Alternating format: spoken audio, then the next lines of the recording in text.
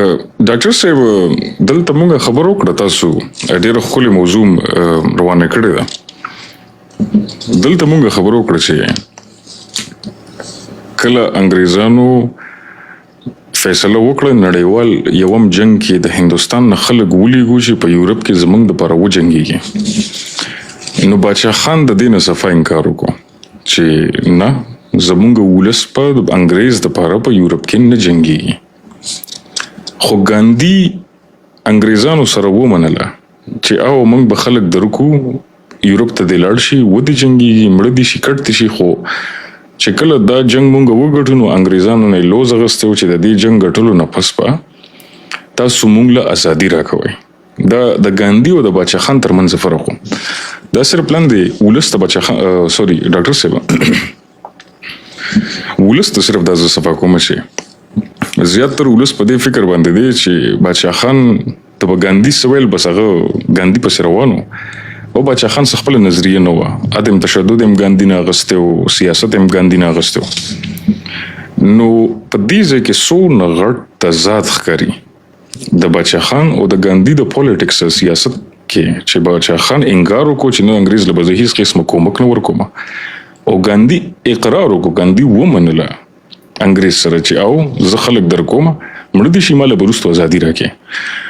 نو ډاکټر صاحب د دې دواړو سیاسي په دې ځای کې دا اختلاف ولې پیدا شو چې دواړه په یو فکر باندې و، دا دواړه د وطن آزادولو په هلو ځلو باندې و. نو د دې سیاسي د تفریق پیدا کېدو بیا وجه څه وه چې باچا خان ونه منله او ګاندي ومنله؟ باچا خان بابا د عدم تشدد د فلسفې سره ډیر کلک ولاړو او هغه نه غوښتل چې مونږ کوم فلسفه باندې لګیا یو خپل خلکو ته دومره تبلیغات کوو او هغه د جنگ نه اړو او مونږ لګیا یو پردي جنگ کې خپل کسان بیا شامل کو. او ګاندي دی وخت کې د خپل فلسفې نه رستو شو، هغه ته لګیدا چې مونږ د دې عدم تشدد دی وخت کې د دې اصول قرباني ورکو نو مونږ ته یو بیل غټه مخې ته راځي. دا خپل پریفرنس دا چې مونږ ته هندوستان د ازادۍ والا یو خبره ممکناتو ته راځي او باچا خان بابا ورته وایي چې نه دا خبره زمونږ د سیاسي اصولو خلاف ته چې مونږ د جنگ پلویان جوړ شو د هغې سپورټ وکړو. په دې بنیاد باندې د دې منځ کې اختلاف راغو. باچا خان بابا ما تاسو ته وایي چې نه صرف د کانګرس کور کمیټې نه ورکینګ کمیټې نه استعفا ورکا بلکې بیا د کانګرس د نورو صوبو کې حکومتونه دي هغه هم استعفا ورکا او د پښتونخوا کې چې کوم د حکومت او هغه هم استعفا دی وخت کې ورکا. نو انګریزانو ته یو اوس دې ته لکه تاسو زما یو خو د نیت خبرې چې را موږ د نیتونو خبرو کا چې باچا خان بابا په خپل اصول درېدو، خو آیا د هغه اصول د پوره کولو لپاره چې کوم طریقه کار یا کوم سټریټیجی په کار و آیا هغه کامیاب شو که کامیاب نشو؟ چې کله باچا خان بابا د دې خبرې نه رستو شو او د پښتونخوا حکومت هغه د لاس نه ورکو نو اختیار ټول انګریز ته پاتې شو. نو که سلک ډیر د هغې خلاف څه ریزسټنس کې دی شو څه سټرکچرل ریزسټنس کې دی شو هغې دپاره یو فری هینډ هغې ته ملاو شو، هغې ته یو کلاو میدان ملاو شو او خپل مرزی باندې بیا څومره کسان کم ځینه ریکریټ کول کوم سکولونو کې هغې د جنگ دپاره کم مختلف قسم آلات جوړولو کم مټیریل جوړولو او کم فورسز جوړولو د پیسې ایون ډونیشنز چې کوم دی هغې کولو هغه ټول سیزونو انګریزانو ته پوره اختیار ملاو شو. او دا خبره تاسو هم دې سره وتړئ چې ما تاسو ته وایي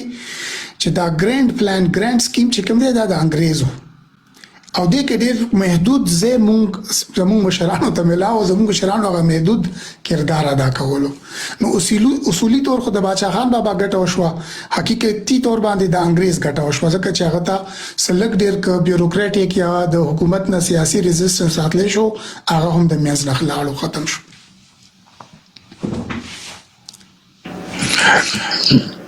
ډاکټر صاحب ډېر ښایسته جواب تاسو راکړو چې انګریز ته هم ګټه وشوه د دې خبرې نه، خو زه لاندې ولس ته لږه غوندې نوره صفا کوم. هغه داسې چې باچا خان بابا زیاتره خلک وایي پښتنو لیسه کړي دي، خو د بچا خان علاوه څونه چې زمونږ مشران یا زمونږ چارواکي چا کړی دا هغه هر یو سړی پښتون جنگ ته بللې دی. کاغه د پاکستان جوړېدو نه پس د کشمیر جګړه و، کاغه د پاکستان نه مخکې جګړه وي، او کاغه د 1999 جګړه و کم کې چې کرنل شیر خان شهید و. یوازې بچا خانو چې د پښتنو د سلامتۍ لپاره د خپل سیاسي مرګري د ګاندھی په خلاف لاړو. دلته خلک ډیر زیات بچا خان دی پسې تړي چې یره بس ګاندھی سره پړیو او چې ګاندھی په کوم مطلب بچا خانو پسې روان. دا مکمل غلطه ده. بچا خان د نړیوال جنگ یو هم څنګه چې ډاکټر صاحب وي د انګریز د لپاره خپل ولس ورکول او جنگولو نه مکمل انکار وکړو. ګاندھی سیاسي مرګري سیاسي فکر عدم تشدد باندې چلیدو ولا سړی د خپل فلسفې نه روستو شو او وی چې نه مونږ ورکو چې د کې به مونږ ته د هندستان ازادي ملو شي. او بچا خان وی چې نه زما چې کوم نظریه ده زه خپل ولس په مړ کول نه غواړم. انګریز له کومک ورنکو په نړیوال جنگ یوم کې او د کانګرس سیاسي ګوند نه هغه استعفا ورکړه د کمیټې نه د کور کمیټې نه. نو صرف دا ځان سره یاد وساتئ چې بادشاه خان سیاسي هم فکر خو د ګاندھی وو، خو په هر ځای کې بادشاه خان بیا چې فیصله کړې ده نو د ولس لپاره کړې ده. کچېرې د ګاندھی فیصلې د پښتنو ولس خلاف وي بادشاه خان هغې نه شاته شوی دی او همیشه د ولس لپاره خپل ګاندھی خپل هم فکر خپل سیاسي ګوند هر څه بریښي دي چې زما ولس لاړ نشي په یورپ کې مړ نشي. نو دا یو ایکسپلینیشن مې درکولو بچا خان برکه. ډاکټر صاحب مخکې راځو په دغه باندې سوري هغه مایک دغه کیږي. ډاکټر صاحب مخکې راځو په د پاکستان جوړېدو باندې چې موږ خبرو وکړه چې د انګریز هدفو د سوویت یونین نه د هندستان دفاع وکړي.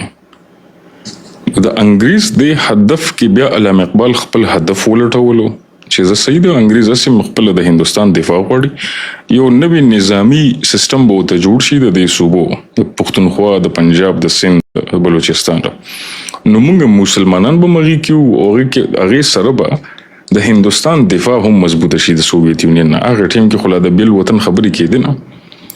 نو د انګریز مقصد او د علامه اقبال هدف دا دوانه یو ځای روان شول، پیرل کې روان شول. نو ډاکټر صاحب بیا مخکې په تاریخ کې د پاکستان جوړېدو کې چې موږ مخکې راځو انګریز فیصله وکړه چې او اوس دا جوړوم. آیا د علامه اقبال د خبرې د محمد جناح د مسلم لیگ د خبرې د مسلمانانو د پرابیل وتل د انګریز ته د منلو وړ په دې دلیل وي چې دې ته د هندستان دفاع مضبوط شي کنه دې سره هم د دې ولس د مذهب او د دین او د کلچر فکر وسنګ چې مسلم لیګیان دا وګي چې موږ سره. تاسو سوال خپل سوال دی د دې د جوابولو نه مخکې زه غواړم چې یو دوه وړي کیسې وکړم. یو خدا ګوري مونږ کله د سیاسي مشرانو خبره کوو کنه ما تاسو ته وایي چې مونږ به سیاست ته داسې نظر کوو څومره چې مونږ کوشش وکړو ان شاء الله چې هغه کې سمونږ طرفداري مونږ کو او چا سره زیاتې هم مونږ کم حقیقت ته هغه د حقیقت په تور باندې بیان شي. ولس په خپل د دې خبرې فیصله وکړي چې زموږ مشران واقعي ارادتن موږ سره چا زیاتې کړې دي یا موږ ته چا دوکرا کړې ده یا موږ غلط لوستلې دي بعضې خبرې. ګوري ما دا به چې کومه خبره کومه دا ګور مطالعه پاکستان کې هم نشته. دا کومه خبره چې کوم ما سره د مطالعه پاکستان کتابونه نشته. دا د په 1989 کې حمزه جان مونږ روان یو ډیر مخکې څومره وروسته لاړو. دا تقریبا مونږ لاړو د پښتنو چې مونږ په هغه ورځ باندې د جنگ آزادۍ خبره کړې وه کنه د 1990 والا د هغې نه یو کال مخکې زه تاسو ته یو خبره کوم. دا داسې واقع ده چې ډیرو کسانو ته نه ده معلومه، پاکستان کې نه ده معلومه، په افغانستان کې نه ده معلومه. په لندن کې د انډین سټوډنټس یو ارګنایزیشن د هندوستاني موسیقینو یو تنظیم د هغې مشر یو هندوستانی و، خو په هغې تنظیم کې محمد علي جناح صاحب هم د هغې غړی او د هغې ممبر و. نو دوی په هغه وخت کې رایوځای شو او یو غونډه وکړه او بیا څه قراردادونه پاس کړ. کوم قرارداد چې محمد علي جناح پاس کو هغه کې محمد علي جناح وایي چې انګريز ته دا اختیار نه دی ورکړی، د هندستان خلکو دا اختیار نه دی ورکړی چې د هندستانیانو استعمال د خپل عسکري فائدې د پاره وکي او هندستانیان د هندستان را روان کی په عراق کې دیو جنگي، په چین کې دیو جنگي، په افریقا کې دیو جنگي، یا نړیوال نورو ځینو کې د یو ملک هغه نو مخلي چې کوم اوسنی خلک ماته لګي دا معلومات باغی د پر ډیر جالبي. جناح صاحب هغه وخت کې د افغانستان نو مخلي چې د هندستاني فوجانو د افغانستان خلاف دا زموږ د مرزي او زموږ د خواهش مطابق نه دی شوی، دا زموږ د مرزي نه بغیر انګريزانو کړی دی او دا د هندستان د خلکو سره زیاتې کړی دی چې هندستانیان مجبور کړ چې د افغانستان خلاف جنگ کې شرکت وکړي. عراق ذکر هغه کړی دی، میزوپټامیا ذکر کړی دی، هغه د افریقې ذکر کړی، هغه د چین ذکر کړی دی، هغه د ایون د مالټا ذکر هم کړی دی. دا زه تاسو ته خبره کومه د 1890 هغه وخت دا یو خبره ما سره د دې حواله موجوده ده. ما زه په دې باندې بیا ویډیوز جوړوم چې کوم تاریخ څنګه زده کړی دی د بازو کسانو نه، د هر یو کس خپل یو سیاسي ایجنډا لري، بل پاکستان خپل یو ایجنډا لري چې هغه یو داسې تاریخ بیان کی چې هغه د پاکستان د ګټو ته محتاج وي او موږ دا غنو چې تاریخ د سیاسي یا چې کوم حکومتونه دي د دې ګټو د پاره نه د اولسي ګټو د پاره د اغیلستنه وشي، ولس باغې باندې پوي شي. بیا موږ د باچا خان بابا خبرو کوم تاسو ته کله ویډیو تاسو سره زماله کې ذکر شوی چې کله امان الله خان د افغانستان را روان شو خفا او الته کې حبیب الله کلاکانی راغو کنه، نو کله چې دغه تر ورسېدو د بلوچستان کې چمن ته په ریل ګاډي کې ناستو، خپل مېرمنم ورسره وا، خپل د کورنۍ نور کسانم ورسره، نو باچا خان بابا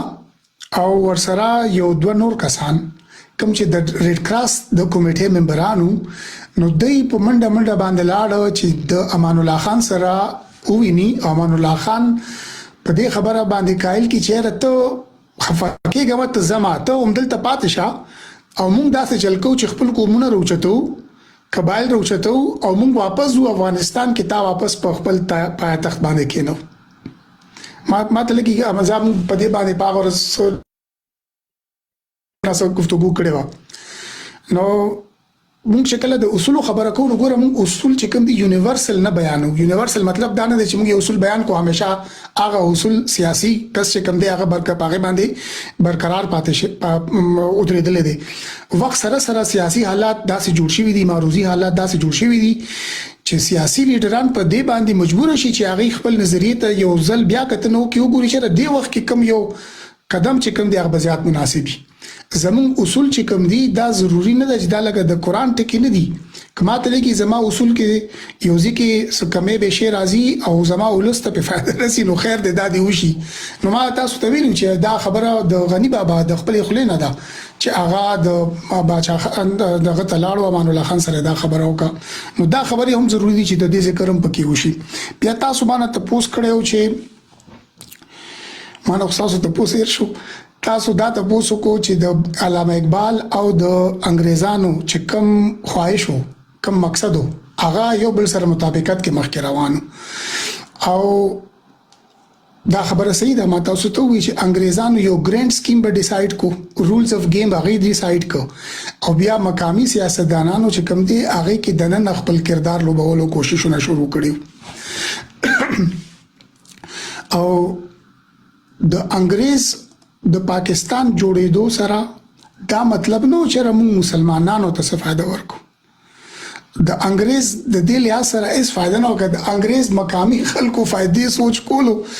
نو ټولو نه زیاته فائدہ پکار د چاغي افغانستان ته ورکړي او پښتنو ته ورکړي و، ځکه چې افغانستان او پښتانه د انګريزانو سیاسي او عسکري ګټو کې لکه زیات استعمال شو، زیات هغه زیاته قرباني شو. کله هغه د مرزي و یا مرزي نه و، خو قرباني زیات هم دی ورکړه.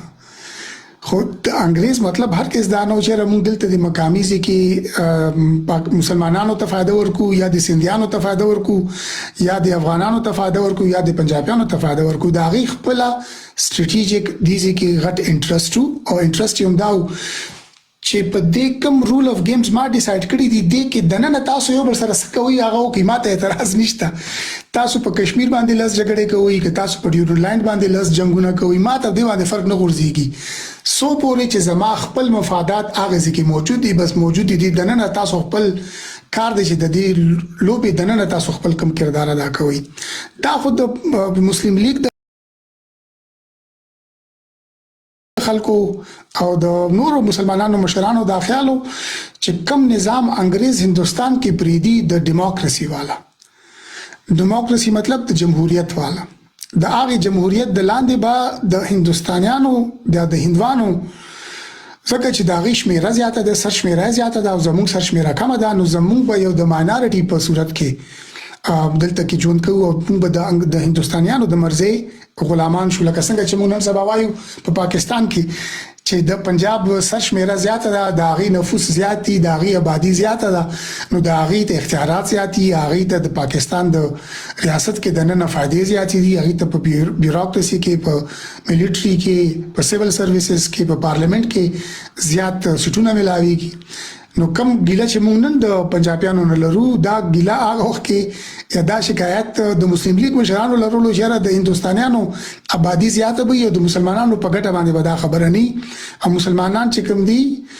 تاریخي طور د هندستان حکمرانان پاتې شوي دي او دا کوم نظام چې موږ ته انګریز پریدي د دې مطلب بدای چې موږ د حکمرانۍ د اختیار هندستانیانو ته حواله کوو هندوانو ته حواله وکړو نو دنه خدای دا چې موږ بیل مملکت موږ ځان ته جوړ کو خدای بل خبره دی باندې ډیر سوچو کې دا موږ کله دې ته داسې نظر نه دی کړی د مسلم لیگ وینا که هر څنګه بشره مسلمانانو هندوان دوه مختلف قومونه دي خدای سیاسي چې کومه پروژه وا هغه هرگز د دې مقصد د حصول لپاره نه و هغه دا نه وی چې مسلمان او هندوان د مختلف قومونه دي نو د دې مختلفه جیوغرافي جوړ شي مختلفه جغرافیه کې دی راشي بلکې د مسلم لیگ خبره خدا واخو اصل کې د هغه مطالبه سوا چې دا سلور 15 کم منطقي دي پښتونخوا پنجاب کشمیر بلوچستان افغانیا دا یو بل سره تړلې دي نو بس موږ ته دارا کوي حالان کې د هندستان کې کم مسلمانان پاتې شو هغه د دې سینه د مسلمانانو په تعداد کې زیات او هرگز د مسلم لیگ په منصوبه کې په پلانینګ کې دا شیز نو شامل چې موږ مسلمانان او هندوان مکمل طور بیلو هغه صرف د سلور 15 صوبې بل بیلولې مسلمانان د هندوانو نه عملی طور نه بیانې کوي چې موږ دوه قومي نظریه ده حقیقت کې دوه قومي نظریه نه حقیقت کې د مسلمانانو ډېر غټ تعداد چې کم دی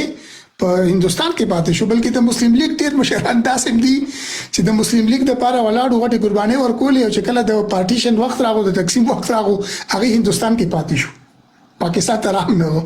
نو دا ترانسفر اف پاپولیشن چې کوم دی چې ټول مسلمانان د دې ولاړ شي او هندوان د اخ ولاړ شي دا نه د مسلم لیگ د پلان حصہ وا دا نه د انګریز د پلان حصہ وا او دا نه د هندستان چې کوم کانګرس ته داغي د پلان حصہ وا دا داغي د پلان حصہ هرگز نه و چې ترانسفر اف پاپولیشن وشي د پارټیشن وخت کې چې کوم ترانسفر اف پاپولیشن شوی دا بای پلانینګ نو بس دا هغه وخت سیاسي حالات داسې جوړ شو چې خلکو تخپل د ژوند او د عزت او د مال خطرې محسوس شوي نو خلکو منډي شروع کړي او اجرتونه شروع کو حقیقت کې دا یو پلیټ فارم باندې یو وخت کې دا خبره نه ده شوې چې موږ به نفوس د هندوانو د علاقې نه پاکستان ته راولو د پاکستان نه به هندوانو باسو هندستان ته وبوزو بلکې جنا سه دا خبره کوله چې د پاکستان کوم موجوده علاقې دي د کې چې کم سکانو هندوان پاتې شي دا به زموږ د لپاره یو لیوریجي د بیلانس کولو د لپاره کوم مسلمانان چې په هندستان کې پاتې شو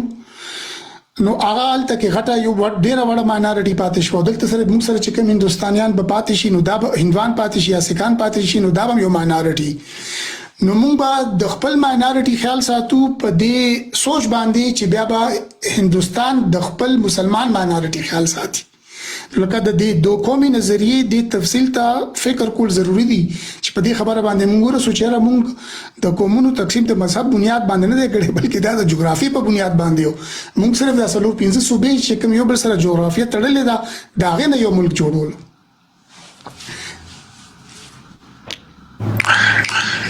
ډاکټر صاحب تاسو ډیره ښایسته خبره وکړه. اولنې خو ولست زه بیا یو خبر را تازه کوم چې امان الله خان کله د افغانستان نه خبر راغی ډاکټر صاحب وي زه په لندو ټکو کې ته وایم چې موږ خپل سیاسي نظریه لګي صفا کوم زمونږ کپړې صفاوي وختم صفاوي مخم صفاوي سیاسي نظریه زمونږ ګند شوی دي کرپټ شوی دي نو سیاسي نظریه صفا کولو لپاره موږ له پکار دي چې د داسې تاریخي معلومات ځان سره راولو او سبا یو محفل کې کینو موږ خبره کولای شو چې زمونږ مشرانو په کم فکر باندې په کم نظر باندې باغی کې مهمه خبره د باچا خان ده زما په نظر کې وسه باچا خان بابا پښتنو ته وی چې ټوپک بنراله عدم تشدد پکوي نو دې باندې ډېر خلک نیوکه کوي چې عدم تشدد موږ ته څه ګټه راوړله نو دا د باچا خان بابا فلسفه نه و دې نه بیا وروسته موږ فلسفه جوړ کړه چې یاره دا دغه د ژوند فلسفه و دا هغه وخت کې سیاسي حالات سره یو ستراتیژي و یو پولیټیکل ستراتیژي وی یو سیاسي ستراتیژي وی کوم چې د هغه وخت سیاسي حالات سره بالکل سم و وس بسمنی هغه وخت کې سم و کې دي شي وسمنی یا هغه وخت کې دي شي غلطه و کې دي شي وسمي نو د سیاسي ستراتیژي فطرت تاسو یاد وساته دا د هغه وخت ستراتیژي او فلسفه نو موږ د روسو فلسفه جوړ کړو نو چې بعد امان الله خان کله راغی د افغانستان نه چمن ته بلوچستان ته نو باچا خان بابا امان الله خان ته وی چې زه دلته لښکرې تیاروم په کوزه پښتونخوا کې او کوم کسان چې ستا خلاف پاسېدلی دي په افغانستان کې او ته رويستلې د هغه خلاف منګ بلړ شو جګړه وکړو اوس تاسو یو سوچ وکړئ دلته او ډاکټر صاحب موري په افغانستان کې د امان الله خان خلاف څوک پاسېدلی دا ځلاندې ولس نه تاسو کوم کمنټونو کې زه غواړم تاسو هم د بحث کې شامل کړئ د امان الله خان خلاف په افغانستان کې څوک پاسېدلی لاندې کمنټ کې تاسو وایي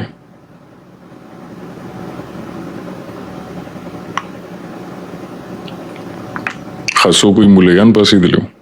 حبیب الله پاسېدلو پښتانه پاسېدلو اوکې نو پښتانه پاسېدلو د امان الله خان خلاف اولنې بغاوت ډاکټر صاحب که زه غلط نیم نو د افغانستان شینوار وکړو افغانستان شینواری را پاسېدلو د امان الله خان خلاف ځکه چې امان الله خان د افغانستان انجونې ترکی ته لېږلې وې د تعلیم لپاره نو امان الله خان خلاف شینواری پاسېدل چې زمونږ کلتور خرابوي نو شینواری څوک دي پښتانه دي د افغانستان نو کله چې باچا خان بابا امان الله خان ته وویل چې دلته لښکرې تیاروم په کوزه پښتونخوا کې د پښتنو او زم جګړه کوم هغه خلکو سره کوم چې افغانستان کې ستا خلاف پاسې دي چې ستا تخت او هغه پښتانه دي نو باچا خان بابا خو بیا پښتانه د پښتنو خلاف جنگوله دې خبرې تم سوچ وکړو دا څنګه عدم تشدد شو چې باچا خان بابا یو طرف ته د پښتون आवाज کوي بل طرف ته دې زنه پښتون بوزي افغانستان کې پښتون سره جنگي چې امان الله خان واپس په تخت باندې کینی د دین یو خبره تاسو ته ثابتېږي چې د باچا خان نظریه چې و د خپل ولس ترمنځ هغه د حق ځکه و چې افغانستان کې په ناحق باندې خلک پاسېدل خپل نظام یې ړنګولو نو هغه بېشکه پښتانه مو خو باچا خان وایي چې نه دې سره جنګ زه کوم دې ځای نه زه پښتانه بوسم چې امان الله خان به واپس کینو نو پښتانه د پښتنو ترمنځ جنګول ځکه چې هغه پښتانه په ناحق خپل نظام یې ړنګولو خپل باچا یې وشړلو خپل هر څه تباہ برباد کړو نو که باچا خان د ټوپک نه دون نفرت کولو چې نه بیخي به نه رااله نو هغه بیا د ټوپک روچتولو خبره ولې وکړه او به د پښتنو خلاف ټوپک روچتولو خبره ولې وکړه ځکه چې هغه نظریه د حق و هغه نظریه د عدم تشدد نه و عدم تشدد صرف یو ستراتیجي و په یو وخت کې هغه نه به موږ وروسته لاندې فلسفه جوړ کړه. نو ډاکټر صاحب که تاسو به نظر ورکوي په ان شاء الله بیا مخکې د موضوع کې ځو. نه بس تاسو ماته لګي چې واضح کو دی باندې موږ مخکې سو یو ځل دوه خبرې کړې دي مخکې زو موږ اصل کې موضوع ته برازو ریفرندم تماوي چې د ریفرندم لپاره یو تمهید یو سټیج موږ جوړ کو چې موږ ټول په دې خبره باندې پوه شو چې پاکستان ولې جوړېدو. موږ په هغه باندې ځان پوه کو چې د پاکستان جوړولو کې د انګريزانو ټولو غټه داوا چې د هغه به د روسیانو د خلاف کوم دفاع دا یا د روسیانو محدود کول په یو مخصوصه جغرافیه کې هغه هدف د هغه داو د افغانستان استعمال دی د سل کال هم د دې منسوبې د لاندې کړي او بیا وی چې پاکستان جوړ شي نو زموږ دفاع به نور مضبوطه شي. نو دا د انګريزانو ته دینه ګټه او د مسلم لیګانو خپل ګټه و چې موږ ته بلګه سیاسي ازادي ملو شي موږ ته یو خپل حکومت ملو شي موږ به د هندستانیانو نبیل شو. نو او دې باندې مکمل تور انسان تحلیل کول شي نیوکه کول شي چې آیا د جناسب چې کوم د بل مملکت جوړولو کوم پروجیکټو دا د مسلمانانو په ګټه ورزيدو که په تاوان ورزيدو اوسنی حالاتو ته خلک نظر کول شي او بالکل جایز نیوکه کول شي چې د دې شی زموږ ته فائدہ ورسېده کو څه پر موږ ته تاوان رسېدل دي دې تم خبره کې دي. خو ځکه چې موږ فلحال د کرنٹ افیرز خبره نه کوو د سیاسي واقعیاتو خبره کوو هغه تنازو د په نور له سوام زه په دغه تراشم ریفرندم خبره ته خبره رانیزو کو. انګريزانو مختلف قسم خپل د پارلیمنت غړي هندستان ته را لګلي دي مختلف وختونو کې او مقصد دا و چې موږ اوس فیصله وکړو چې موږ هندستان ته ازادي ورکو. هغه په دا خبره حمزه جان موږ خپل سیاسي مشران څومره په احترام یادو کنه چې د موږ د لپاره ازادي ګټلې ده جنا موږ د لپاره ازادي ګټلې ده علامه اقبال ګټلې ده نهرو ګټلې ده پټیل ګټلې ده ګاندھی ګټلې ده باچا خان بابا ګټلې ده. د دې د جدوجہد نه انکار نشي کېدی چا به سیاسي تور کړی چا به د عدم تشدد پر لار کړی چا به د فقیر رفیقي او د حاجی تورنګزئی اوندې کړی په ټوپک باندې به کړی دا کار. خو انګريز فیصله وکړه ماته هندستان ته ازادي ورکول دي. ازادي مطلب دا دی چې زه یو بل سکیم ما جوړ کړی دی دا غي سکیم د لاندې دي ته زوایم چې تاسو به آزاد یې تاسو خپل حکومت په خپلو کې زبر تاسو نه راوځم. نو هغه یو خپل یو کابینټ میشن د خپل د انګريزانو د حکومت یو میشن چې کوم دی په هندستان ته راغو په 1948 کې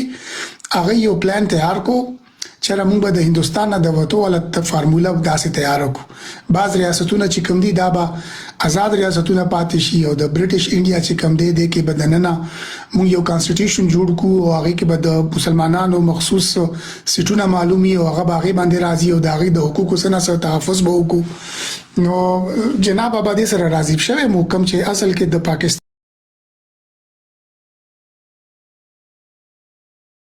د نظریه نه درسو کېدو ولا خبره ده. نو دا خبره پکې راغلی. خو خیر په 1923 جون د دریم نیټه باندې د هندستانیانو کوم هغه وخت وایسرای لارډ ماونټ بیټن په نوم باندې دا د انګريزانو نه طرف نه ټاکل شوی د هندستان حکمران تاسو ورته ویل شي. هغه د محمد علي جناح د مسلم لیگ مشر لیاقت علي خان د مسلم لیگ مشر جواهر لال نهرو د کانګرس مشر همدغه سي ماستر تارا سنگ وغیرہ د سکانو مشران او یو دوه نور سیاسي مشران د وایسرای سره کیناست خبرې اترې وشوي او یو فارمولا منزور شوه. فارمولا دا جوړه شوه چې موږ به هندستان ته ازادي ورکو موږ د هندستان نه وځو او د وټلو په دې فارمولا کې موږ دې باندې راضي شو چې موږ به د هندستان تقسیم کوو او د تقسیم مطلب دا دی چې موږ د مسلم لیگ د مطالبه سره موافق یو موږ هغه ته داغي مطالبه پورا کوو هغه د پاکستان هم جوړ کی. نو د کانګرس سره د باچا خان بابا کم 15 کاله کم د غي رفاقت او کم دوستانه وا کم سیاسي اتحاد د غي یو مشترکه ګټه خدا وا چې انګريز د هندستان نه وزي د دریم د نیټې د جون د میاشتې 1940 د پلان یو ګټه خدا راوته چې راځه انګريز لګیا دي د هندستان نه وځي خو باچا خان بابا دی خبرې ته تیار نو چې د هندستان تقسیم دي داسې وشي څنګه چې انګريزانو د پاکستان په شکل کې ومنلو په عامه توګه باندې هندستان کې دا خبره منل کیږي چې باچا خان بابا نو غوښتل چې پښتونخوا د هندستان نه بیل شي ځکه چې مختلف مسایل دي کې د شي موږ په سیاسي تور باندې په معاشي تور باندې خپل وجود برقرار نه ساتل شو موږ به د هندستان سره سیاسي تجارتي اړیکې لرو موږ به په دې سیټ اپ کې خپل ژوند کوو عامه توګه باندې دا خبره مشهوره ده باچا خان بابا ما ته لګي چې په خپل کلا زمانه نظر نه تیر شوی کې د تاسو نظر نه یاد کوم زموږ اوریدونکو دي د تاسو معلومات نو خامخا شریک کړي چې باچا خان بابا کله داسې واضحه وینا نه د کړی چې ک انګريز د دې سینه لاړ شي نو موږ بسکو د پښتونخوا بسو حیثیت آیا موږ به د افغانستان سره واپس شاملې کو کوم سره چې موږ تاریخي تور شاملو موږ یو کوم او کوم په پښتونستان جوړو موږ یو بل کوم پاتې کیږو نو د 1920 نه مخکې دا سي خبره د باچا خان بابا د طرف نه واضح نه راغلي چې انګريز د دې سینه لاړ شي نو زموږ به سیاسي حیثیت سپاتې کیږي او دا دغه باندې لکه موږ هغه دا خبره د تنقید په نظر باندې نه کوزه چې هغه خو په خپل ژوند کې ټول عمر اکثریت چې کوم دی یا په دغه کې تیر کړی دی په جیل کې تیر کړی دی یا په ایگزایل کې تیر کړی دی هغه خو موږ وایو چې سا غشتو تم نو اوسګار شوی چې راکینی خپل کسانو سره سغټ محفل وکي سغټ نشستونه وکي مشوره وکي چې موږ به راتګ لار سیم به مخ کې څنګه ژوند کوو نو دا مشکلات او چیلنجز سمغه ته خدا یو حقیقت ته چې موږ د پاره دا واضح نه و چې انګريز د هندستان نه اوزي نو د پښتونخوا حیثیت بسي یو نیچرل یا قدرتی فطرتی حیثیت خدا جوړېدو چې موږ واپس افغانستان سره شامل شوی وي تاریخي تور داغې نه جدا شوی یو چلا شوی نو په کار دا و چې موږ واپس کړی ورته چرخه بس ټیک شو دا کومونه واپس خپل ځای ته لاړ شي یو ځای خو د باچا خان بابا د طرف نه داسې مطالبه موږ ته مخې ته نه دراغلي که تاسو ته معلومي راغلي زه غلط وایم نو تاسو ما دلته ماته ویل شي حمزه جان تاسو ویل شي لاندې مرګریم ویل شي ډاکټر صاحب د باچا خان بابا مطالعه سونه چې ماته معلومات ده نو کله چې د نهرو د ګاندھی او د مسلم لیگ او د مشرانو خبرې شروع شوې د بیل ریاست 1933 کې چې کله چودري رحمت علي پامفلټ شایع کو نا ورنور هغه نو بس هندستاني اخبارونو د یو شکل ورکو چې مسلمانان ځان ته بیل وطن جوړي پاکستان جوړي هندستاني اخبارونه شروع کړل نو ډاکټر صاحب هغه وخت کې زما په سیډنه کې د باچا خان نظریه د یونایټډ انډیا و تر هغه پورې سو پورې چې کابینټ میشن نور راغله کې دي چې غلطه ما د کابینټ میشن پورې د باچا خان دغه نظریه و چې مونږ هندستان تقسیمېدل نه غواړو یونایټډ انډیا غواړو نو ماته داسې لګي چې د باچا خان بابا لګي سوري نه ماته لګي دوه سره سن کېږي تاریخ چوي تاریخ کې ماته دا ظاهريږي چې د پښتنو په هندستان کې باچا خان یو مستقبل کتلو چې پښتانه دلته ژوند کولی شي هندستان کې متفق هندستان کې هغه د دوه قومي نظریه سره لګ ستونزه درلوده ځکه چې باچا خان ګاندھی سره پاسېدو کې ناستو هغه سره دغه فلسفه چې د ژوند ورنه هغه د پلورالېزم و پلورالېزم مطلب چې مختلف مذهبونه او دینونه دا یو بل سره ژوند کولی شي دي کې هیڅ مسلم نشته نو هغه متفقه هندستان غوښتو هغه د پښتنو مستقبل په هندستان کې کتلو چې کله به د تقسیم خبره زور واغشته نو هغه نه پس چې سونه ماته پته د بیا د بنو هغه یو جرګه کې د پښتونستان خبره شوی و دغه دوه حواله مصر دي کې دي چې غلطه متاسو په خبره کول شي نه دا ایگزیکټلی دا بالکل ماغه خبره ده چې کوم ما ستا خبره مکمل تور یو بل سره موافق ده چې باچا خان بابا نور لسوا شلم نه واخلې تر نور لسوا وصل وختمه پورې چې کومه مبارزه کړې و هغه کې موږ د پښتنو یو بیل ریاست یا یو آزاد ریاست یا د افغانستان سره د شاملېدو دا خبره موږ نه دا اورېدلې په ریکارډ نه ده موجود خو موږ بیا هم دا خبره کولاو پریدو که تاسو کې چاته معلومه وي او موږ ورته نظر نه کړي نو لاندې اوریدونکو چې کوم زموږ مرګري دي موږ ته وایي چې موږ دا خبره داسې کتلې ده خو زموږ په لوسته کې موږ ته نه د ملاو شوی ماته نه د ملاو شوی حمزه جان ته نه د ملاو شوی ها بیا مونږ خبره کوو مونږ د 3 جون والا پلان والا خبره کوو ها 3 جون پلان کې نهرو د انګریزانو سره د مسلم لیگ سره او د هندستان د نور سیاسي مشرانو سره په مشترکه تور باندې یو معاهده وکي او لاسلیک وکي چې انګریز به د هندستان نزي او موږ به د هندستان تقسیم کوو مطلب پاکستان به جوړیږي په دې اعلان کله چې دا اعلان وکړو کنه نو دې اعلان نه پس بیا په اول ځل باندې سیاسي مشرانو ته دا اختیار ملاو شو په دې کله دی ناستي لارډ ماونټ بیټن سره په دې سیټینګ کې په دې ملاقات کې لارډ ماونټ بیټن دی ته وی چې اوس مونږ آل انډیا ریډیو ارینجمنت کړی دی تاسو ټول دا اعلان هندستان ولسته وکړي نو اول لارډ ماونټ بیټن د دې منصوبې کم تفصيلات هغه بیان کړ په ریډیو باندې بیا دا غنه پس نهرو ته دعوت ورکو چې نهرو دا اعلان وکړي او آل انډیا ریډیو چې کم دی په هندستان کې خوریدل شو په افغانستان کې موریدل شو یورپ پورې دا غنه شریعت راتلو او بیا په اول ځل باندې جنات مو اجازه ته اجازه ته کته په دې ریډیو باندې اعلان سکول غواړي د دې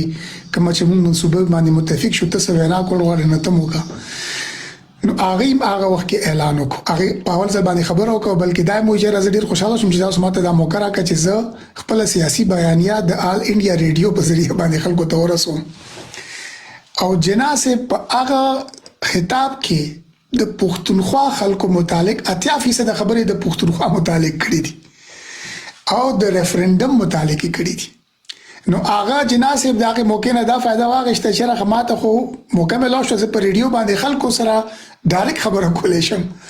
نو هغه 80% خبرې چې کوم دي هغه د پښتونخوا پښتنو مخاطب کو هغه ته وی چې ریفرندم به مونږ کوو تاسو په ریفرندم کې د پاکستان طرف ته ووټ واچوي وغیرہ وغیرہ هغه باندې دا کانګرسيان بیا ډېر خفشوي مو چې دا مونږ یو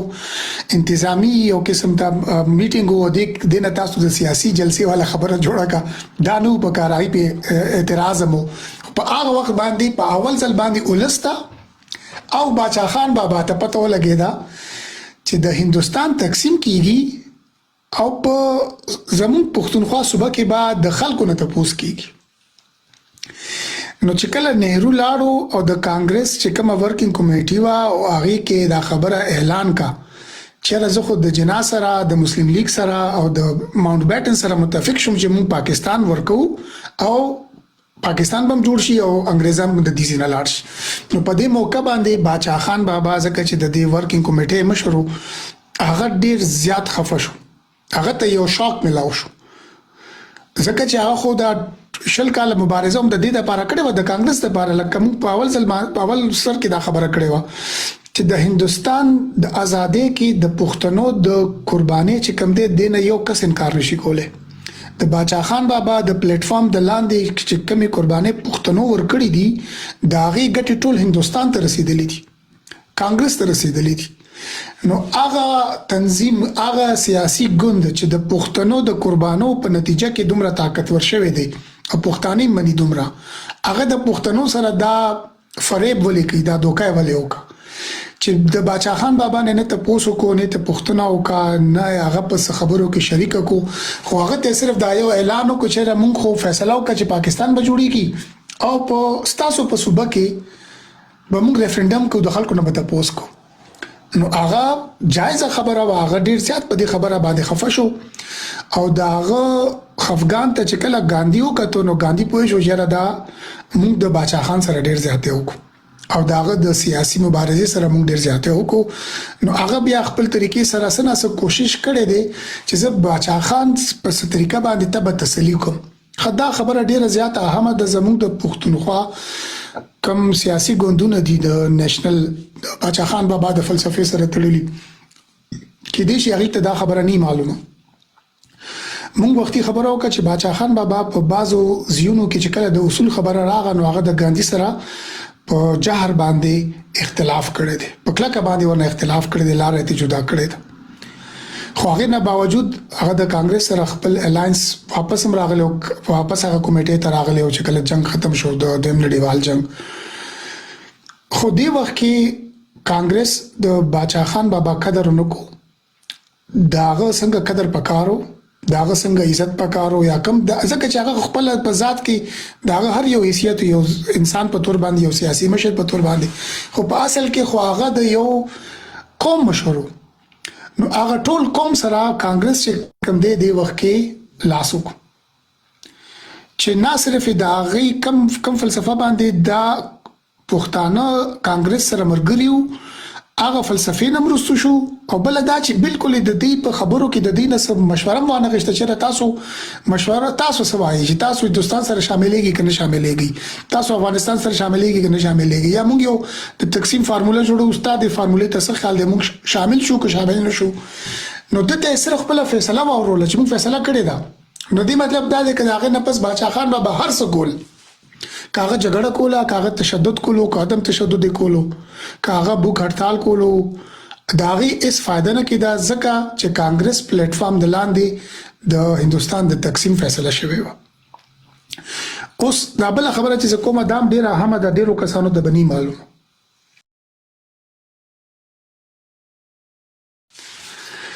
په هندستان کې دی دا فیصله وکړه چې مثال په تور باندې پنجاب ته پنجاب مونږ تقسیم کو که تقسیم نو کو، پنجاب بچرته شاملېږي. د مسلم لیگ د طرف نه چې کومه مطالبه و د پاکستان هغه د ټول پنجاب و. مسلم لیگ دا نه وی چې مونږ ته د پنجاب تقسیم شي او نیم ته پنجاب دی راکې یا 80% پنجاب دی مونږ ته راکې. د مسلم لیگ په مطالبه کې ټول پنجاب شاملو. انګريز څه فیصله وکړه؟ انګريز وی چې داسې چل بوکو چې ځکه چې الریډي انتخابات شوي دي، یو مجلس موجود دی د نمائندګانو او موږ به د دې مجلس د شورا نه تاسو کو چې تاسو د پنجاب تقسیم غواړي په دې فارموله باندې چې کله تقسیم وشي نو بیا به یو حصہ هندستان ته ځي یو حصہ پاکستان ته ملاويږي. ګوره دې کې د پنجاب او د پښتونخوا زه تاسو یو بل تړون وایم چې دا دینه مخکې تاسو چانه دی ویل. انګريزانو د پنجاب اسمبلی ته خو د اختیار ورکو چې ته فیصله وکړه چې ته تقسیمېږي او چا سره شاملېږي. هغه د لپاره یو فارموله جوړه کړه چې کوم مسلم میجورټي ولسوالۍ دي ډیسټریکټس دي کنه نو داغي نمائندگان به بیل په یو ورځ باندې ملاو شي او کوم د هندو میجورټي ډیسټریکټس دي داغي نمائندگان به بل ورځ باندې اسمبلی اجلاس وکړي او که هر اجلاس کې په ساده میجورټي باندې دا فیصله وشوه چې پنجاب د تقسیم شي نو بس هغه فیصله به فائنلی. نو بیا کله دا اجلاس شو نتیجه دا راغله چې یو کم سل ووټونه د پنجاب د تقسیم په حق کې راغ او بیا ووټونه د پنجاب په متحد پاتې کې دوه باندې راغ. نو مطلب د تقسیم فارموله معلومه شو، هندستان د پنجاب تقسیم شو. ډاکټر خان سے په ډیر خفګان او غصه باندې لاړ شي ماونټ بیټن سره په 5 جون باندې ملاقات کړي. په 3 جون باندې دا اعلان وشو باچا خان بابا د ګاندھی سره په دلی کې موجود دی، دلی نه اعلان شوی. ډاکټر خان صاحب چې خبر شو چې زموږ د صوبې او زموږ د قوم د مستقبل د سیاسي د راتک فیصله کیږي او موږ خبرم نه یو، موږ ته سویلم نه دي، نو هغه لاړو به تور احتجاج د ماونټ بیټن سره ملاقات وکړو د وایسرای سره. وایسرای ته وایي چې موږ خو د پاکستان سره بالکل شاملېدل نه غواړو، تاسو څنګه د اعلان وکړو؟ وایسرای ورته په جواب کې وایي چې د پښتونخوا د هندستان سره د پاکستان سره شاملېدلو فیصله د پنجاب سره تړلې ده. که پنجاب د تقسیم په حق کې فیصله وکړه نو دې مطلب بدای چې بیا به د ستا جغرافیا هندستان سره نه لګي، نو دې د لپاره ته د هندستان سره نشي شاملې دي. خو که دا فیصله د تقسیم نه شوه نو بیا ستاسو لپاره یو لار جوړېدای شي. مطلب د پښتنو د مستقبل فیصله د پنجاب د سیاسي د خلکو د فیصلې محتاج شو. که پنجاب تقسیم شو نو پښتونخوا به هندستان سره نشي شاملې دي په خپل مرزه باندې، که تقسیم نشو نو بیا شاملې دي شي. لکه دا یو ناانصافي ده او دا مطلب کې تاسو د اکثرو کسانو ته دې خبرې ته داسې نظر نه کړي چې زموږ د پښتونخوا د خلکو د سیاسي مستقبل فیصله د پنجاب د تقسیم او غیر تقسیم د فارمولې د لاندې شوې ده. یو بل خبره باچا خان دا ډاکټر خان صاحب دغه ته وایي ماونټ بیټن ته وایسرای ته چې موږ خو هرگز د پاکستان سره نه شاملېږو ته موږ پاکستان سره ما شامل وو نو ته داسې چلو که چې موږ ته یو د نوې آپشن راکته موږ ته وایي چې پاکستان سره شامل شي یا هندستان سره او بیا هغه کې ماته دا وایي چې هندستان سره تعالی شامل دي شي کې د پنجاب تقسیم نشي خو که پنجاب تقسیم شو نو بیا به ته خامخا پاکستان سره شاملېږي لکه دا ریفرندم لا نه دی شوی خو وایسرای د دې نه مخکې د پښتونخوا چیف منسټر ته وایي چې ته پاکستان سره شاملېږي لکه دا فیصله انګریزانو په خپل سټریټیجی کې په ګرانډ سکیم کې اول نه کړی وی چې کومه حصے به پاکستان ته موږ ورکو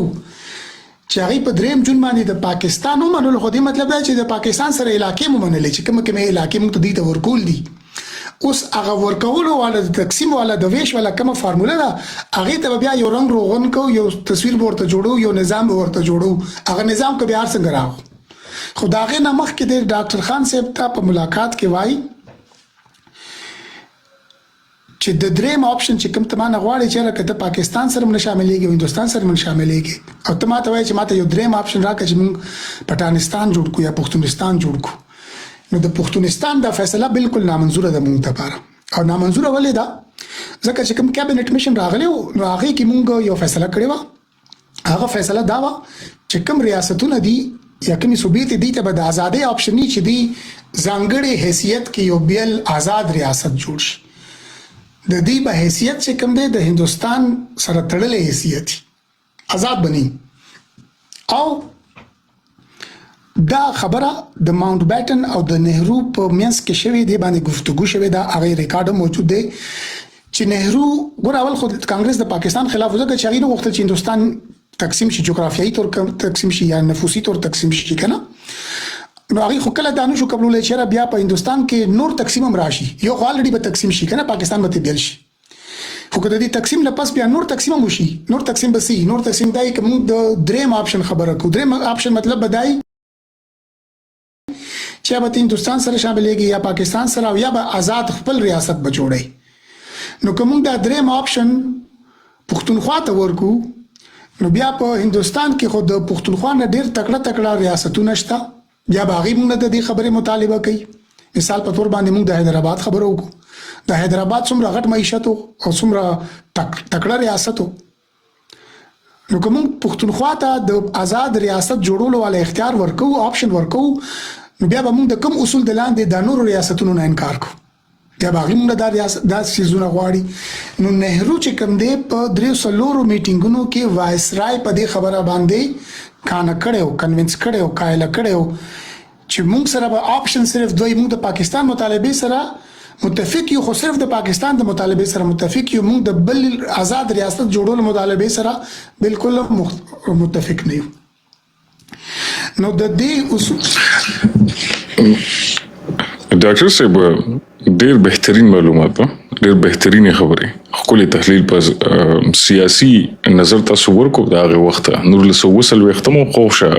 وختونو کې زلان دی ولسته لګه واضح کما ډاکټر صاحب ډیر خپل خبره وکړه د ډیرو ځوانانو دا سوال پیدا کیږي او دا ډیرو خلکو مانم دا سوال کړی دی چې انګریزانو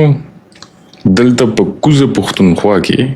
د کانګرس حکومت او د خدای خدمتګارانو حکومت ډاکټر خان صاحب چیف منسٹر د باچا خان مشر نو چې دیزه کې د کانګرس حکومت او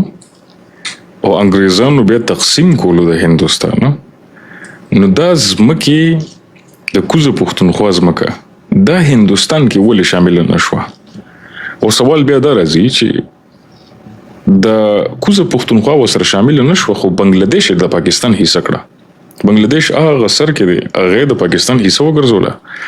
او کوزه پښتونخوا چې دا د هندستان حصہ ونه ګرځیدا نو هغه د پر دلیل ډاکټر صاحب راوړو او تاریخي دغه چې زمونږ ته مستقبل سیاسي فیصله تړل شوی و د پنجاب تقسیم سره. د پنجاب تقسیم څنګه په هندستان کې دوه قومي نظریه روانه وه. په دې باندې لږ سوچ وکړئ. مسلمان او هندو یو ځای ژوند نشي کولی. نو پنجاب کې هم د حساب پنجاب کې یو طرف ته هندوانو ډېر زیات، بل طرف ته پنجاب کې مسلمانانو. نو د ویش خبره چې کله کېده، د تقسیم خبره، د پښتنو د کوزي پښتونخوا هندوستان سره شاملېدل ځکه نو شو چې انګریزانو وویلې چې که پنجاب تقسیم شو نو بیا خو تاسو هندوستان سره جغرافیه لګی نه، لکه ستا خو ځمکه د پښتونخوا ځمکه بیا خو هندوستان سره لګی نه که پنجاب تقسیم شو. او که پنجاب نه تقسیمېدو، لکه پنجاب روغ پاتې شو، نو بیا ته هندوستان سره شاملېدی شوې ځکه چې پنجاب بیا د هندوستان حصه وه او پښتونخوا به هندوستان سره سیده په سیده لګېده. پښتونخوا به هندوستان سره سیده په سیده لګېده که پنجاب نو تقسیم شوی. پنجاب هم هندوستان وټوله. نو چون کې پنجاب تقسیم شو او د پښتونخوا بیا ځمکه هندوستان سره نه لګېده، په دې دلیل باندې په هغه وختونو کې کوزه پښتونخوا ته د اجازت پښتنو ته ور نه کړې شو د برتانیې نه چې هغه هندوستان سره شامل شي. لکه د باچا خان بابا نظریه، د ډاکټر خان صاحب، د کانګرس او خدای خدمتګارانو چې کوم فکر و هغه دې ځکه پوره نشو. نو ریفرندم نه مخکې دا خبره ده، ډاکټر صاحب وایي چې ریفرندم لا شوی نو خلکو لا ووټ اچولی نو چې موږ هندوستان غواړو که پاکستان. خو لورد ماونټ بیټن د هندوستان اخیری وایسرای ډاکټر خان صاحب ته وایي چې ته په پاکستان کې شاملېږي. مطلب د ریفرندم له اوس موږ راځو ډاکټر صاحب نو ریفرندم باندې معلومات لرو، خو د ریفرندم حیثیت هم د ریفرندم نه مخکې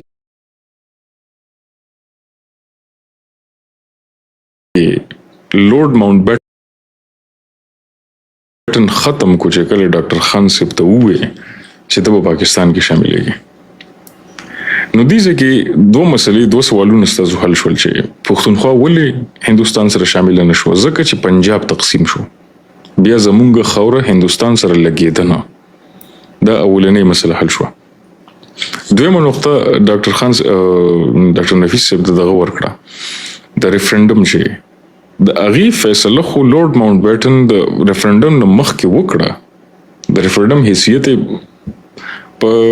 یو توګه باندې ختم کو چې کله ډاکټر خان صاحب ته ووایي چې ته په پاکستان کې شاملېږي. خو دریم آپشن یو بل خبره چې کله پښتونستان خبره روچته شوه چې باچا خان بابا په بنو کې جرګه وکړه، کم کې چې حاجي میرزا علي خان موجود و، نور مشران مو، او هغوی ویل چې موږ پښتونستان غواړو. پښتونستان ولې انګریز